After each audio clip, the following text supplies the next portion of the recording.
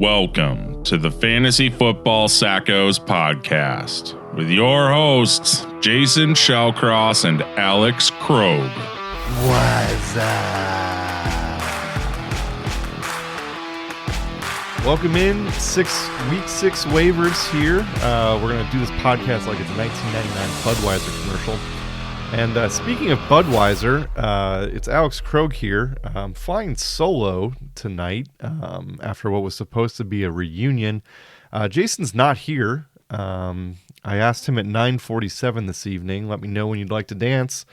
And that Budweiser apparently had hit him. Tomorrow, please, I am so hungover and in bed. So it's Monday night, and I'm not going to leave you guys hanging because you guys have important waiver decisions to make. So I'm here to... maybe add some insult to Jason's injury that he's going through tonight, I should say. So here we go. Let's do a brief recap of what was said last week and why you guys listen to the Sackos. As part of Kicker Corner, God, is Cincy going to score against Baltimore? Are they even going to make it in range to kick a field goal? They scored 38 points. They lost, but they still scored 38 points. Talking about wide receiver ads, I see a bunch of JuJu out here. JuJu is terrible. I don't care. I do not care. If Rice and Brown don't play, I'm not adding a single wide receiver named JuJu Smith-Schuster. Absolutely not. I refuse. He is terrible. And went on to say, when talking about Fab, JuJu should not be picked up because he should be fired into the sun. A little bit more on that later as we get into waivers.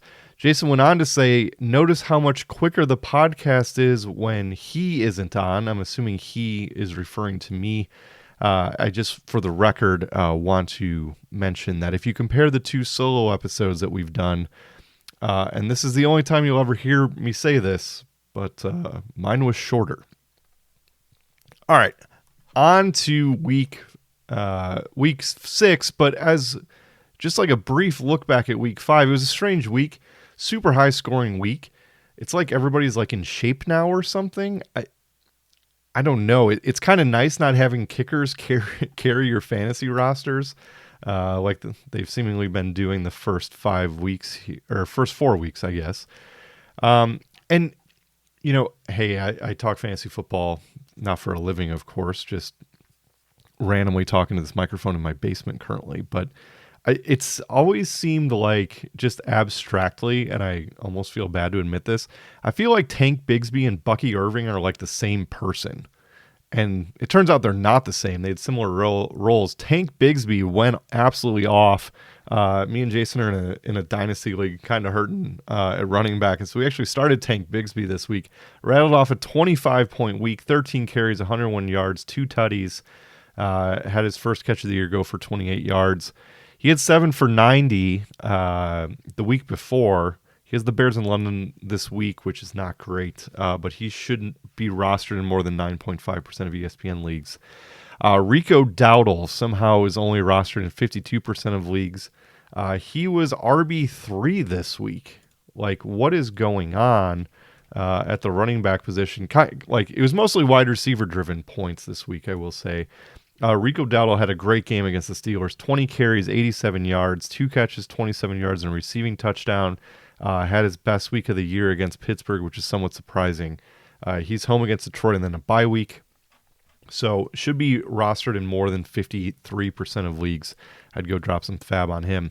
Ramondre Stevenson got benched, and so some of you may have benched him, and he was RB5 this week. And then just one last kind of person to recap, and we'll talk about him later as well. Jalen Tolbert, after the lightning delay, you were probably sleeping, but he had the 12th best week at the wide receiver position with 18.2 points in fantasy half PPR scoring.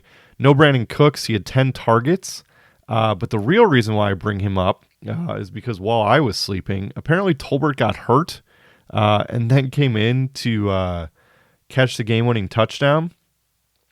Tyler Smith, who's a Cowboy player, on the game-winning touchdown, had a magical quote that I thought I would highlight, and a language warning coming up here but it's a direct quote. Maybe I'll try to put like a warning on it instead of saying we're PG. Maybe have an explicit content for this one.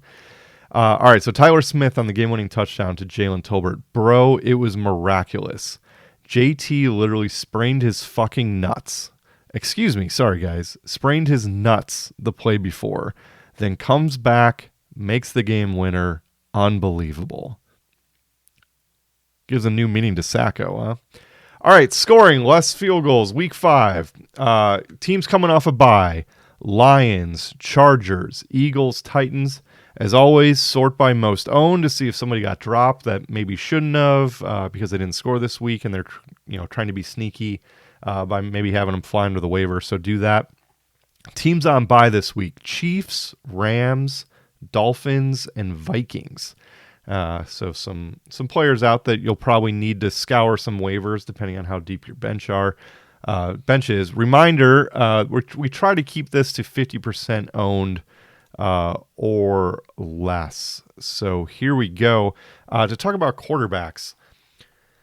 I mean, Kirk Cousins was unbelievable on Thursday Night Football. Ended the game with over 500 yards and absolutely lit up Tampa Bay. 509 yards, 4 passing touchdowns. Did have 1 pick. But, I mean, he had a really good rapport with Mooney. London looked good. Pitts looked good.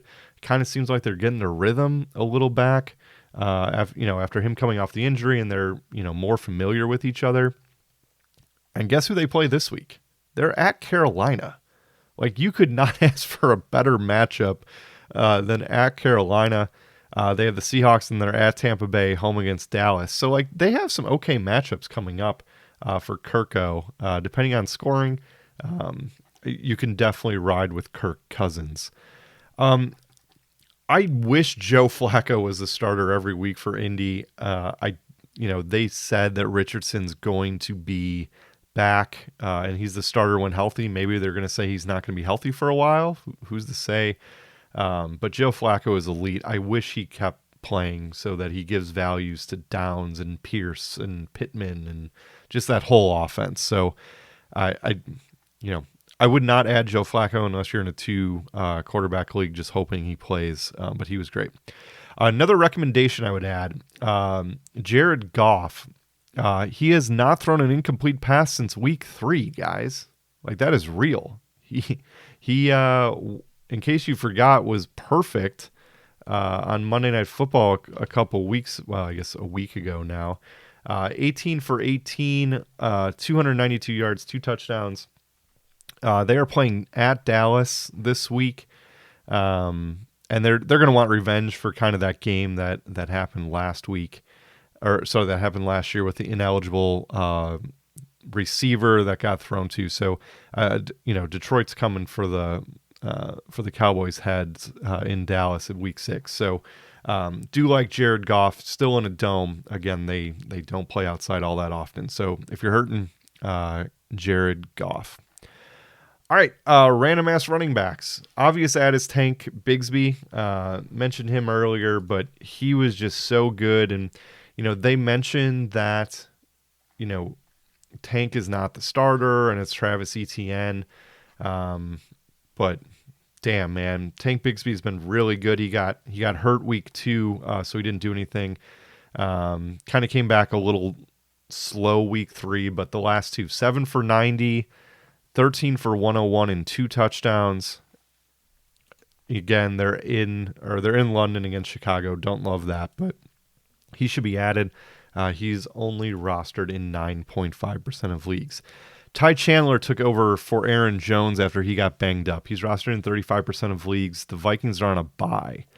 So, I mean, unless something comes out that says Aaron Jones is going to be out an extended period of time, Ty Chandler can probably be left on the waiver wire for a week just because, roster congestion, stuff like that. So, unless it comes out that Aaron Jones is going to miss an extended period, then I would go get Ty Chandler. So pay attention to that tomorrow. Tyrone Tracy Jr. for the Giants. He's rostered in 18% of leagues after his cohort. Gray fumbled at the goal line and Seattle returned it for a touchdown. He went off for 18 carries, 129 yards. It's possible I'd sprinkle a couple bucks with, the hope that Singletary doesn't come back. But, he's a rookie, so they might try to integrate him more as the season goes on. They're facing the Bengals this week. They just got smashed by Baltimore. Always tough the week after you play that physical running team. Other random-ass running backs, Braylon Allen should be added in more leagues. Jason would kill me if I didn't mention Roschon Johnson. He had 2 touchdowns.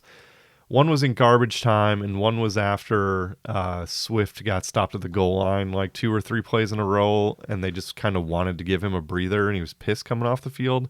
I would not roster Roschon Johnson personally, but he's clearly the handcuff there. Tyler Algier, Cam Akers, depending on if Dameon Pierce and Joe Mixon ever come back. Blake Corum looked explosive, and the announcers actually mistaked him for Kyron Williams on a carry, which was interesting. Justice Hill, CEH, I'll mention and bring up again. He can probably be left on waivers a week now because they are going into their bye week. And then because Devon Achane got hurt, Jalen Wright and Raheem Mostert were the 2 carriers for the Dolphins. Both of those guys can be added. It's just a dumpster fire there for Miami. But again, they're on bye, so who knows what's going to happen with that. Jalen Wright can probably be left on waivers, but just throw him on your radar. Wide receiver ads. JuJu Smith-Schuster, number 1. He went 7 for 130 after Jason tried to send him to the sun last week for waivers. And I haven't sung on the podcast in a little while, so I feel like it's time, so apologies in advance. JuJu was out walking, strutting his stuff. Now I'm so strung out. Rasheed's probably high as a kite. I just might stop to check JuJu out. Let me go on the waivers like a blister in the sun. Let me go on. He has big hands, so you know he's the one.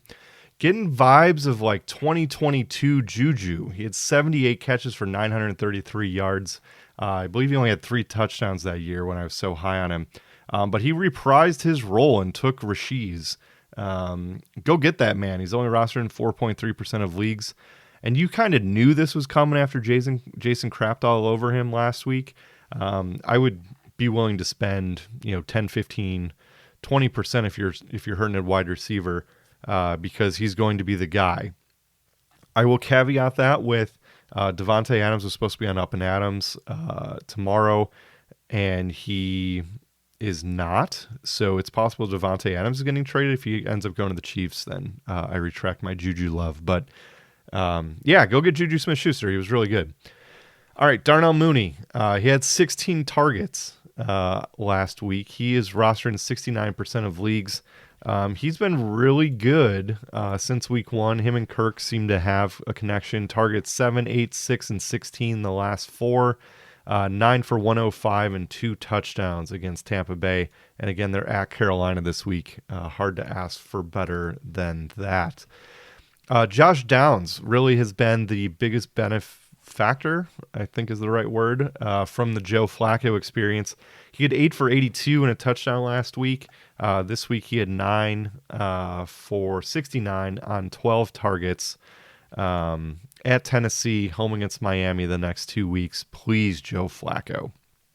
He was added a lot last week, was Josh Downs. He was added in like 26% of leagues. Still only rostered in 35% of leagues, so you can go grab him. I don't know what Allen Lazard has done to piss everybody off, but somehow he's only rostered in 38% of leagues.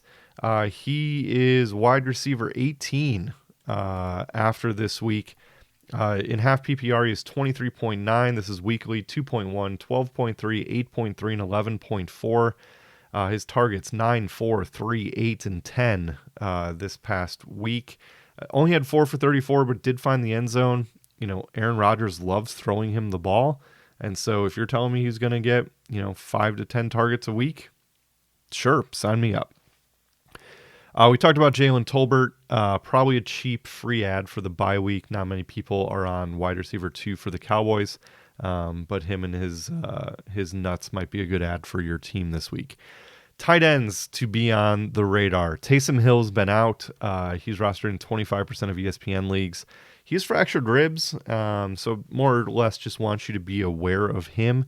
But he's a free ad if you're dying at the tight end spot. Tucker Kraft, Jason brought him up last week. Rostered in 69% of leagues. He had 2 big weeks, and now he is tight end 3. It's just a position that's decimated. His first couple weeks, 4.7, 2.6, 3.4. Last week, he had 9 targets, 6 for 53 and a touchdown. This week, 5 targets, caught 4 of them for 88 yards and 2 touchdowns against the Rams. They have Arizona, Houston, at Jacksonville, Detroit coming up. You can do worse than Tucker Kraft if you're hurting. Kicker corner. The only thing I'd like to say is that I'd like to formally nominate and let everybody know that I'll be voting for Brandon Aubrey for President of the United States in this election cycle. Defense. If you're kind of like me and Jason, you're trying to find a plug and play every week. The Bears are 48% owned. They have the 3rd most turnovers in football through 5 weeks. Ironically, they're behind 2 division mates, the Packers and the Vikings, which is somewhat unusual. As I've mentioned like 15 times, it feels like on this podcast, they're in London. They're playing Jacksonville. And Trevor Lawrence is always ready to get crazy with that ball and throw a pick. So the Bears have an okay schedule coming up. So just something to be aware of. The Texans are rostered in 20% of leagues. They have the Patriots, who are just awful. Speaking of awful, the Eagles' defense has been awful. And do you know who's been worse? The Browns. They're home against Cleveland. The Browns are allowing, they're not allowing. I think Deshaun Watson's just walking into 5 sacks a game. And just as a side note, Deshaun Watson's terrible. He's a terrible person. A bunch of people dropped the 17% owned Chargers defense. They are at Denver this week. The Chargers have like the easiest schedule in football, it feels like. I just kind of want to run this down because I was like flabbergasted.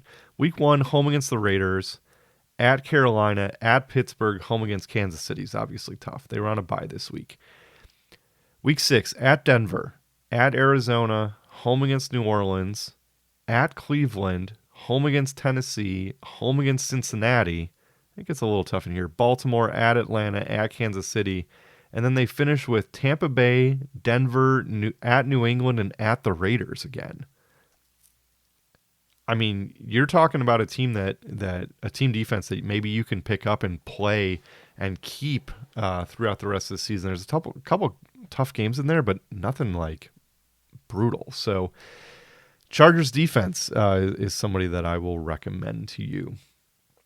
All right, that pretty much does it for Week 6 waivers. Thanks for hanging out. Hopefully Jason will be less hungover and back next week. Hopefully your teams are doing well. If you're sucking, go spend some fab. If you're in good shape, try to add somebody for free. Save the fab for later when there's more injuries. But really appreciate you guys listening. If you guys know Jason, please go find him on social media and ask how the hangover's doing. Try to help him feel better. All right, I'm Alex Krogh for the Sackos. Have a great rest of your week. Thanks for listening. See you. Thank you for listening to another episode of the Fantasy Football Sackos podcast. Follow us on Instagram and Twitter at the FF Sackos.